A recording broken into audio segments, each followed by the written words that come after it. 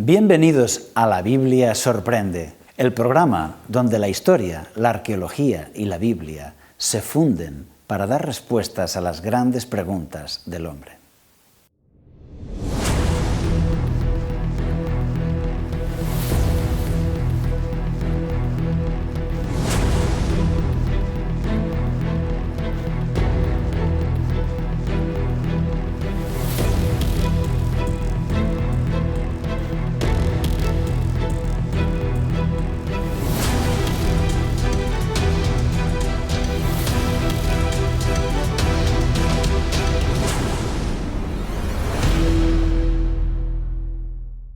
En el programa de hoy veremos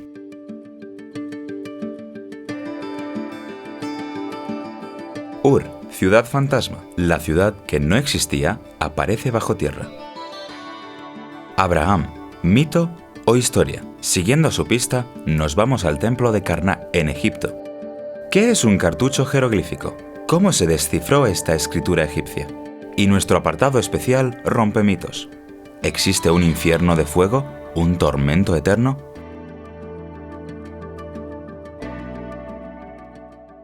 ¿Es la Biblia un libro de mitos o un libro lleno de verdades? ¿Los personajes que aparecen ahí existieron de verdad? En el siglo XIX, muchos críticos con la Biblia acusaban a la Biblia de mito, de un libro de mitología. Decían que los personajes que aparecen ahí no existieron jamás. Y efectivamente, en el caso de Abraham, por ejemplo, se decía que Abraham no existía en la historia fuera de la Biblia, y tampoco su ciudad, Ur de los Caldeos. En el libro del Génesis se dice que Abraham salió de Ur de los Caldeos para ir al lugar que Dios le mostraría.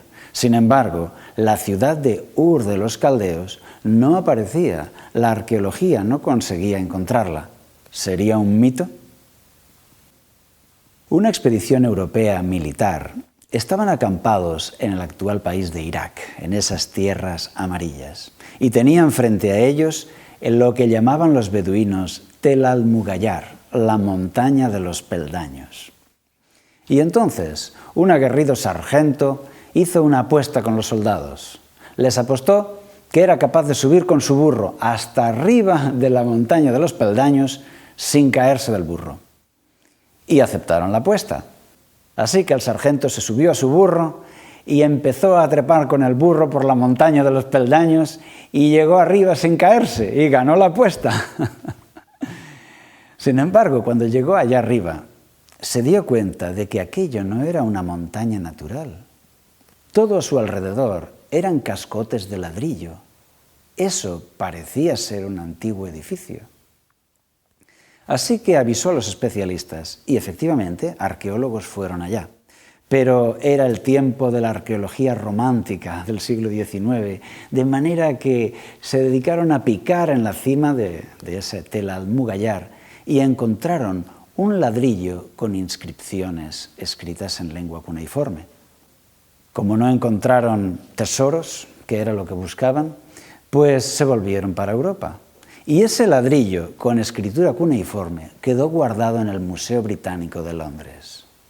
Nadie podía leerlo, porque la escritura cuneiforme no había sido descifrada aún.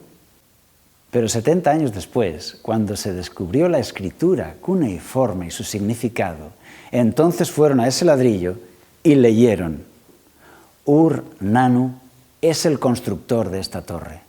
Un momento, ahí está la palabra Ur, un rey que se designa a sí mismo como Ur-Nanu, quizá rey de Ur. Y entonces una nueva expedición arqueológica fue a las ruinas de Tel al-Mugayar, esta vez con el prestigioso Leonard Woolley.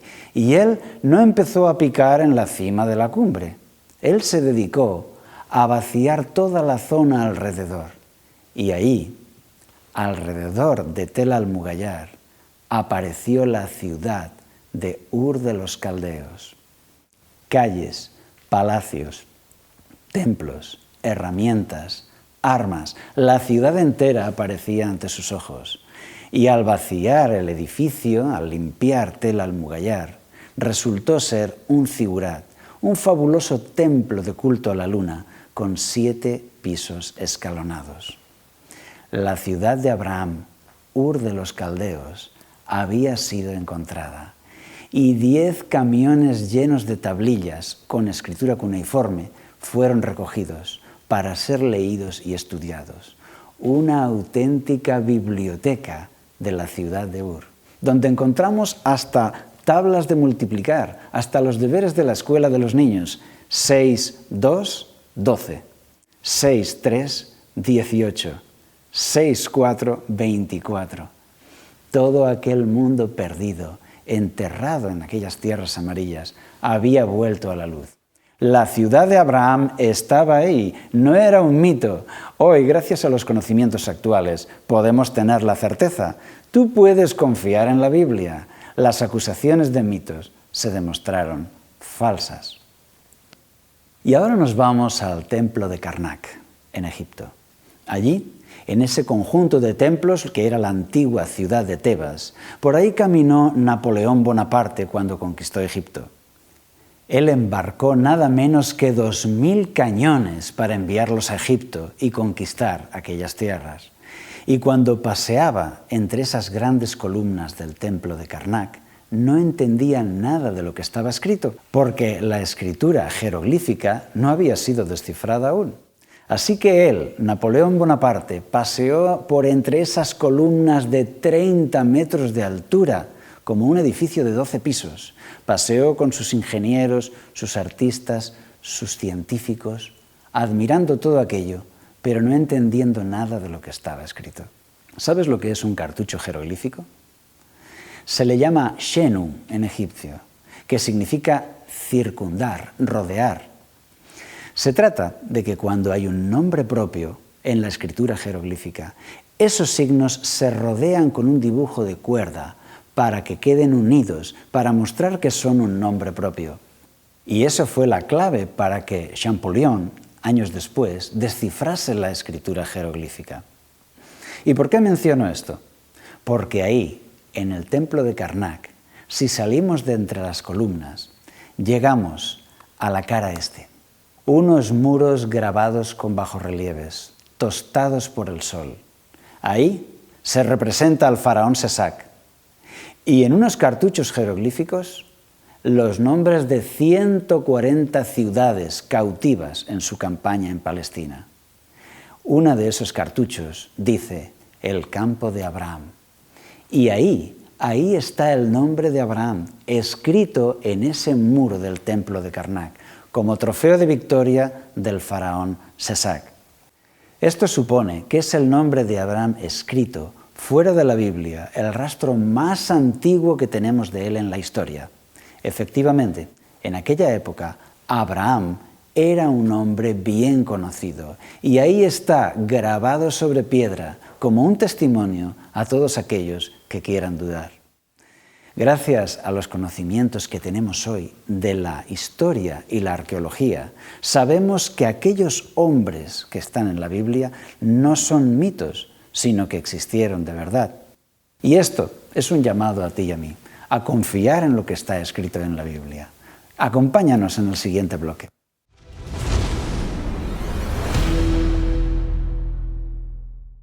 Es muy curioso que en toda la historia de la Biblia se está saliendo de Babilonia. En primer lugar, en el episodio del Génesis, en la Torre de Babel. Esa Babel era la tierra de Babilonia.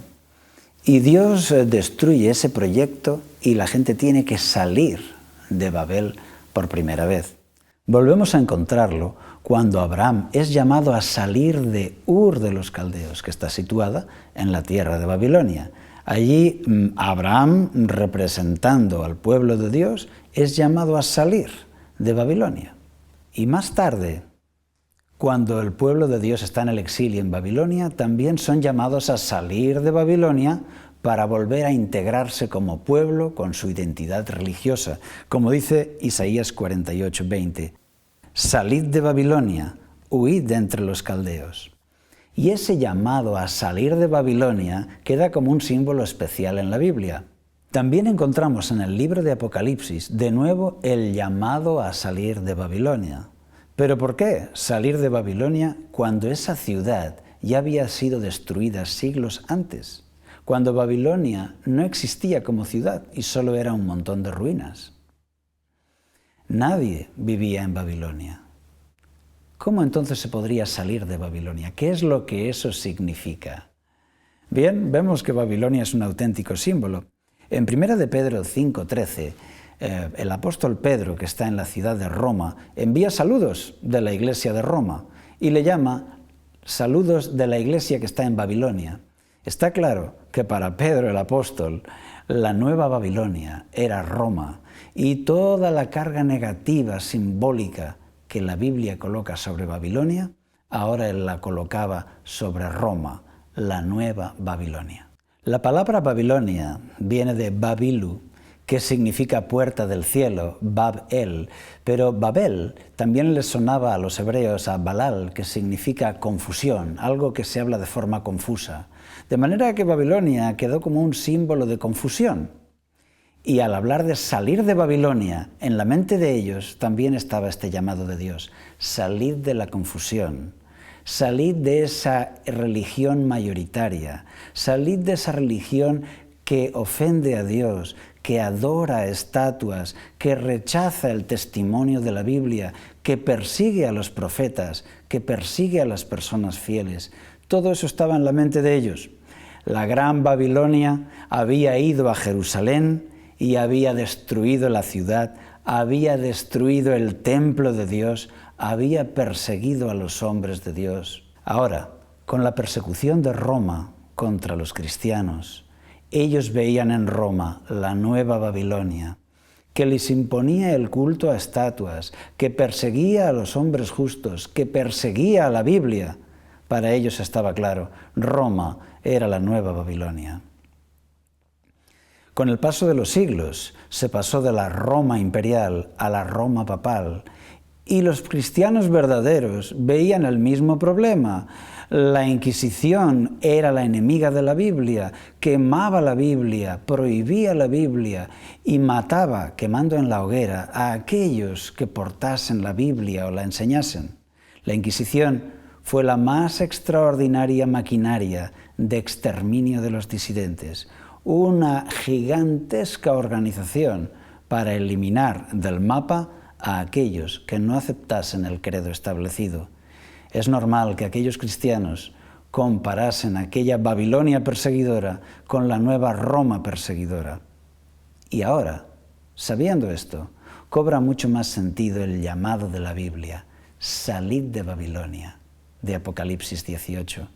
Efectivamente, salid de la confusión, salid de la iglesia mayoritaria, poderosa, intolerante, dogmática, litúrgica, perseguidora, cruel.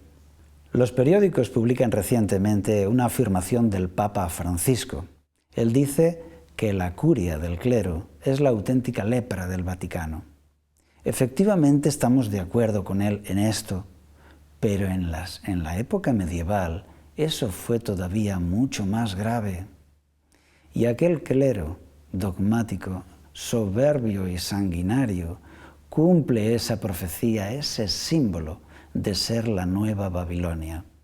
Hoy Dios nos invita a todos a salir de la confusión y, como hizo Abraham, salir de Babilonia para vivir una experiencia verdadera de lealtad a los 10 mandamientos de Dios. Por eso, desde aquí, te lanzamos hoy también esta invitación a salir de Babilonia.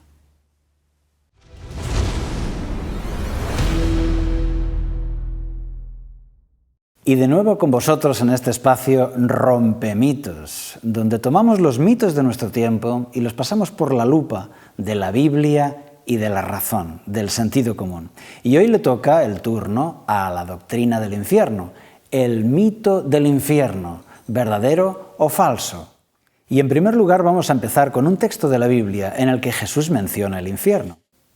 Marcos 9, 43 y 44. Si tu mano te fuere ocasión de caer, córtala. Mejor te es entrar en la vida manco que teniendo 2 manos ir al infierno, al fuego que no puede ser apagado, donde el gusano de ellos no muere y el fuego nunca se apaga. Aquí en este texto Jesús menciona expresamente el infierno, en palabras de Jesús. El asunto es que la palabra griega que está escrita ahí en la Biblia, la palabra original, es Gehenna, a donde Jesús envía esa al Gehenna, y el Gehenna era un vertedero junto a las murallas de Jerusalén. En ese vertedero se arrojaban las basuras de la ciudad, y había unos encargados para que fueran quemando esas basuras con azufre.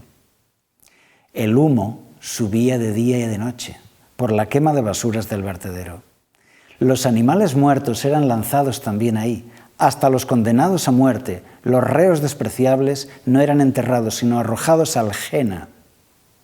Y esa imagen fantástica de un vertedero con animales muertos, que están las basuras ardiendo y algunos cuerpos de condenados a muerte, ese espectáculo Jesús lo toma como símbolo de la destrucción final de los perdidos. Destrucción, no tormento, destrucción final de los perdidos.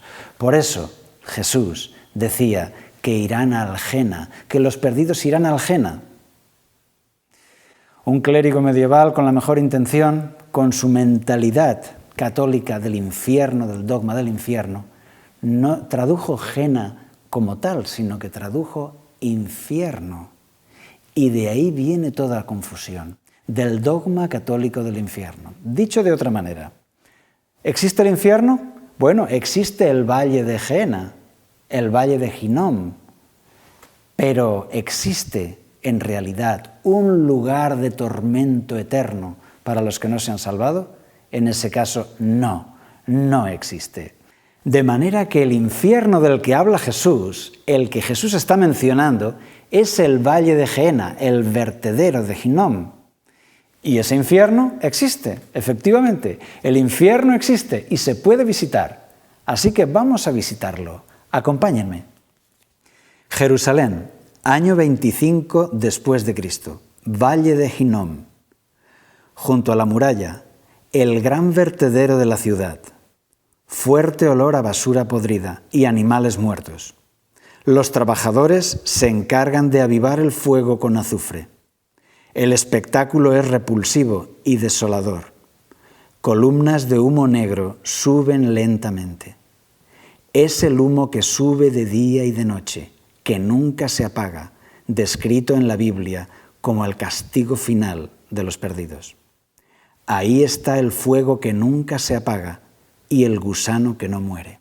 Un pelotón de soldados romanos se acerca escoltando un carro lleno de cadáveres.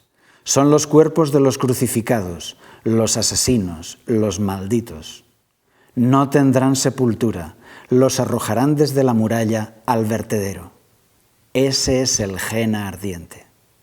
Ese es el Gehenna del que habla Jesús, un lugar de destrucción, no un lugar de tormento. En la mente de Dios jamás ha habido un lugar de tormento para que sufran sin fin los que se han perdido. Porque ¿qué clase de Dios sería ese que planea hacer sufrir a sus hijos por toda la eternidad? Sufrimientos indecibles. Desde niño, en mi educación, fue incorporada ese dogma del infierno. Y recuerdo en la escuela cuando nos explicaban este asunto.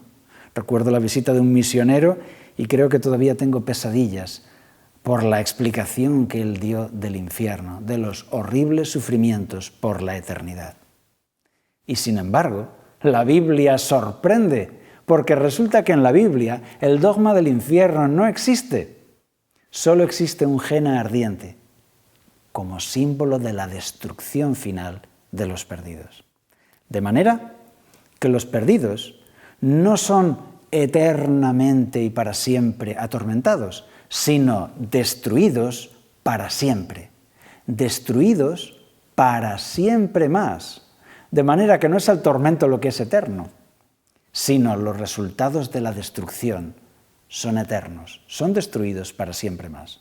Y así lo enseña la Biblia. Acompáñame en la siguiente batería de textos. Ezequiel 18:20. El alma que peque, esa morirá. El Hijo no llevará el pecado del Padre, ni el Padre llevará el pecado del Hijo. La justicia del justo recaerá sobre él, y la impiedad del impío recaerá sobre él. Romanos 6:23, porque la paga del pecado es muerte, pero la dádiva de Dios es vida eterna en Cristo Jesús. Aquí nos dice claramente Romanos que la paga del pecado es muerte, no un tormento eterno, muerte. Salmo 37:20 dice, mas los impíos perecerán, los enemigos de Jehová serán consumidos como la grasa de los carneros, se disiparán como el humo. Es otro texto que nos dice que los que se pierden son destruidos y dejan de ser, dejan de existir. Malaquías 4:1. Ciertamente viene el día ardiente como un horno, y serán estopa todos los soberbios y todos los que hacen maldad. Aquel día que vendrá los abrasará, dice Jehová de los ejércitos, y no les dejará ni raíz ni rama. Este texto nos habla de una destrucción total, que no les deja ni raíz ni rama. También Malaquías 4:3 dice que los malvados serán ceniza bajo las plantas de nuestros pies. Y Apocalipsis nos dice que ese lago de fuego es la muerte segunda, no el tormento, sino la muerte. Apocalipsis 21:8. Pero los cobardes, los incrédulos, los abominables y homicidas, los fornicarios y hechiceros, los idólatras y todos los mentirosos tendrán su parte en el lago que arde con fuego y azufre, que es la muerte segunda. Ese lago de fuego es un lago de destrucción, no de tormento. Le llama la Biblia la muerte segunda, la muerte definitiva, la muerte para siempre más. Por tanto, declaramos que el dogma del infierno, tormento eterno, queda roto. Y te convocamos a que nos acompañes en el próximo programa de La Biblia Sorprende. Hasta entonces.